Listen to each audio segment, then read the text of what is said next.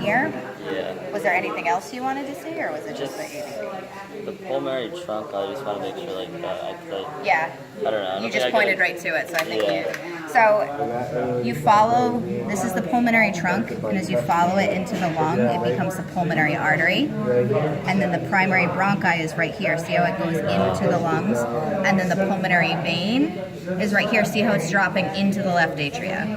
Yeah. So that's how you know. You kind of follow where it's coming from, where it's going. Interventricular sulcus. So that makes this the left ventricle, left atria, right ventricle, right atria.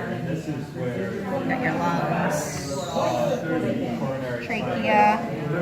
Some of the other structures you're going to see on here. Your superior vena cava.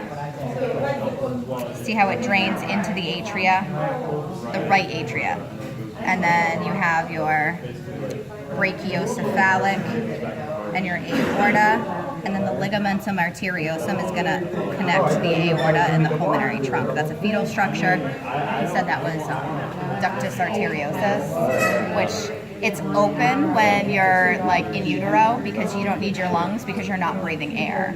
And then as soon as you're born, over the next couple days, it closes off because now you're using your lungs with the pulmonary circuits. Now it's forcing the blood to go through the proper channels. But when you're in utero, you're not breathing in, you're getting the oxygen from the mother. Yeah. So this is how it goes back and forth between where it needs to go. That's it on here. Yeah, you can't see all the cardiac structures on here because the heart is closed. Yeah. So the ones on the outside, we went over. All right. The coronal cut heart, he's going to ask you primarily questions that have to do with the left side of the heart.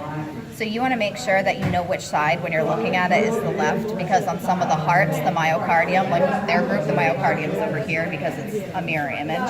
So you always want to find the thickest part of the myocardium, and that'll tell you that's the left ventricle. So if this is the left ventricle, I want to think about what AV valve goes with the left ventricle. It's the bicuspid valve.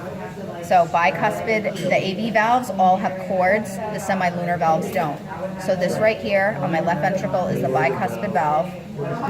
These cords are the chorda tendineae, and if you follow them down where they meet the wall, that's the papillary muscle. The papillary muscle helps keep the valve closed in between beats. And then if it doesn't, then you have the things like the murmurs that you was talking about. So with this being the left ventricle, if you follow it up, it's going to pump the blood systemically, and this is going to be your aorta, and this is your aortic semilunar valve. So this little flap. So that'll pump your blood through your whole body. I have too many good structures on here. This is all cut, so you can't really see that. If you grab the spiral cut heart, he's going to ask you primarily right-sided heart questions. So you think, all right, well, what's on the right side? Right atrium, right ventricle, and then which AV valve? Tricuspid. So this is one of the leaflets from the tricuspid valve. You see the chorda tendineae, because that's on both the AV valves, papillary muscle. You have the trabecula carneae. I don't think I said that on the other one. That's just the ridges in the wall. So if you think back to the rugae and the digestive with the ridges, it's the same concept. What it does is it helps give it like momentum so you can propel the blood. So the blood will go from the right atria through the tricuspid valve into the right ventricle. You'll follow it up, and it'll go through the pulmonary trunk. But first it has to meet through the pulmonary semilunar valve, which is right here. So just remember your semilunar valves don't have the chorda tendineae and the papillary muscle. So pulmonary trunk, this is your aorta, brachiocephalic, and your superior vena cava. Remember that's what drains into the right atria. Interventricular sulcus.